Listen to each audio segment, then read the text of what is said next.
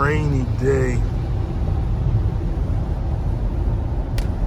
Rainy day. It's a Friday. Y'all. What's going on? I know I ain't been giving you guys no videos. I've been in a slump because I had to get rid of the awesome beast, the Tricor. But it was all for good things. I'm enjoying the house. I'm enjoying the suburbs.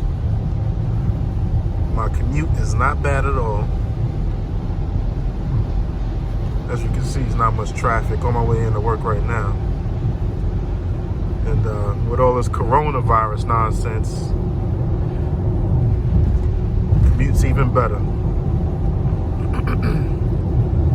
How y'all doing with this coronavirus thing? See, me working for transit, considered an essential employee. No matter what, we gotta bring our ass into work. Yes, sir.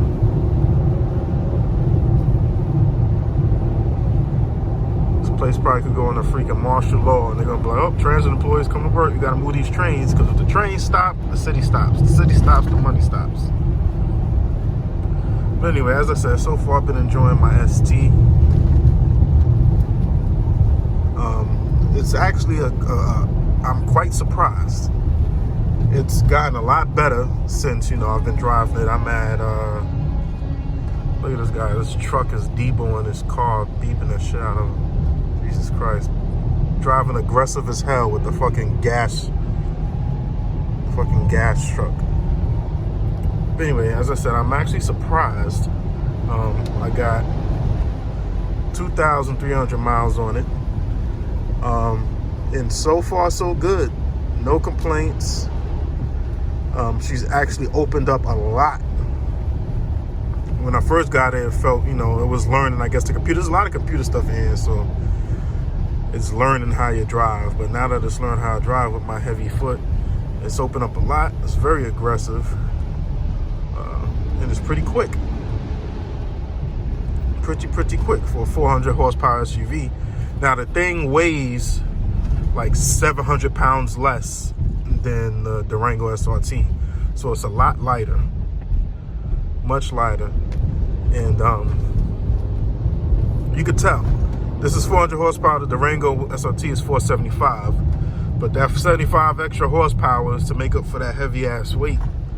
Because this feels like it drives almost about as fast as my Durango SRT. I know that this has a lot of torque. The torque to horsepower ratio compared to Durango's torque, the Durango had 475 horsepower and like 400 pound-feet of torque, while this has 400 horsepower and 415 pound-feet of torque. That's a big difference, So this thing is very torquey. Is that a word? Torquey. It's very torquey. Initial acceleration, it picks up pretty fast. I tried to show you guys the acceleration a little bit earlier, but it's raining. It's a bad day to be trying to speed. Don't want to speed in the rain. That's very irresponsible. But yeah, it's a great vehicle.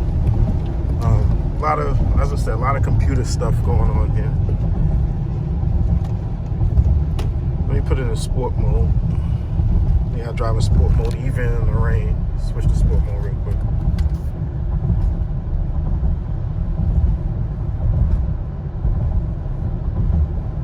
There we go. Now the thing, see, I feel, wow, the pedal when you switch to sport mode, that pedal, what is it? Pedal response changes dramatically.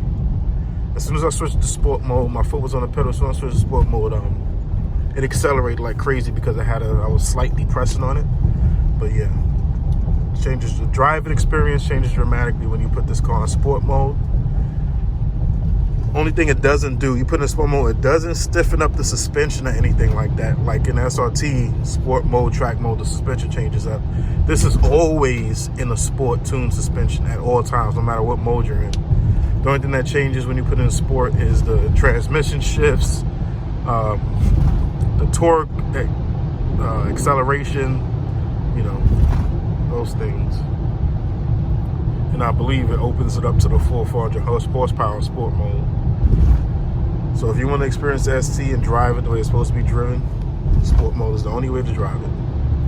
But so far, I can't complain.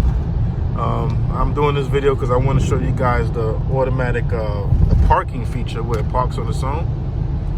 So when I get to my job site, I will show you guys the parking feature.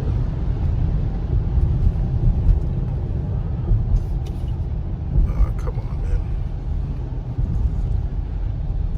One thing I hate is slow drivers. People who just drive with the overabundance of caution.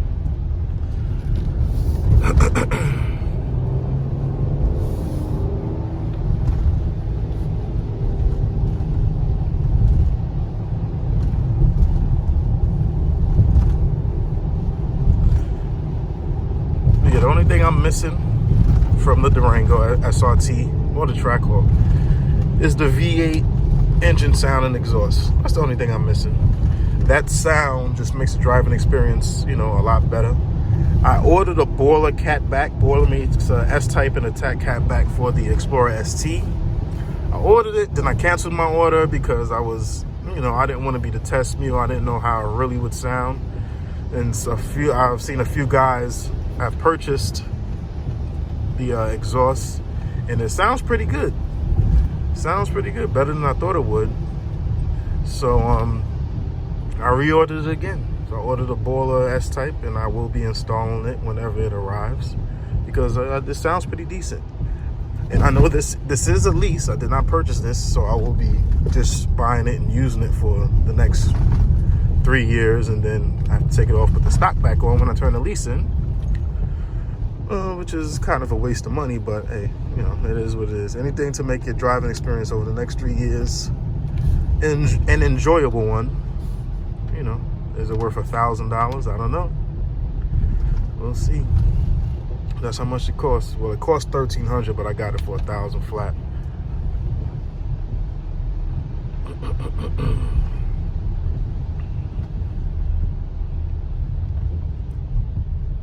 What we got going on up here? Why is this bus blocking? What is this bus blocking? But yeah, that's the only thing that's so far I missed from the Durango is the that V8 engine and that exhaust sound. As far as speed and acceleration wise, this feels just as fast as the Durango SRT. Not as fast as the Trackhawk. Trackhawk is in its own league, but just as fast as the Durango because it's so much lighter. So much lighter. It handles way better. It sits low. If you could tell, this Explorer sits very low for an SUV. It's slower than this freaking bubble Lexus Jeep trash. It sits very low, almost like a car, and it handles very well. Handles great.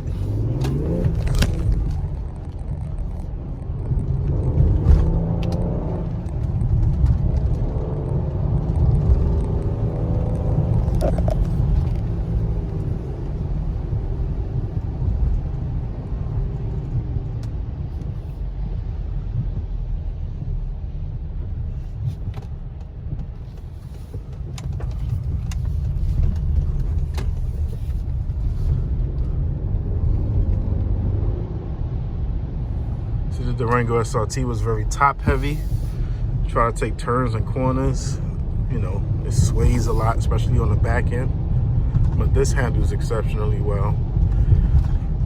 It's a well-built car. Ford Performance did a good job on it. I know a lot of people are having issues because it has a lot of computer tech, a lot of new stuff that they're trying to cram in here. But so far, I haven't had any issues. The only issue I have is my computer screen. Sometimes when I first started up, it's a bit glitchy. But once I get rolling, it's fine. But I haven't had any issues. Now, to find a good parking spot somewhere that I could show you guys the auto park feature.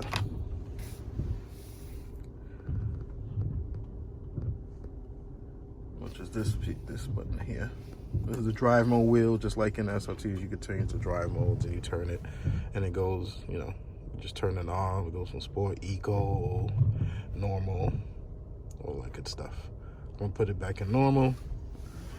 I always have auto stop start off because I hate auto stop and start.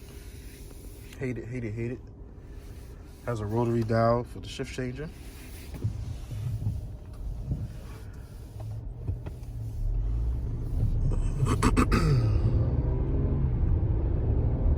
Alrighty, so I'll be back once I find a good spot. Okay, so I'm gonna show you guys how this parking thing works. All right, so you pull up next to the car that you're gonna park behind. Press this.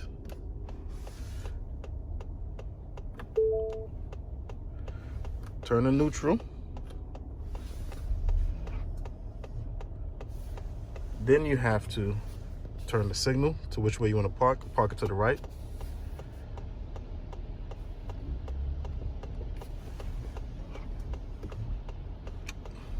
And here we go. Release brake, hold park button. And it's turning on its own. Whoop. Whoop.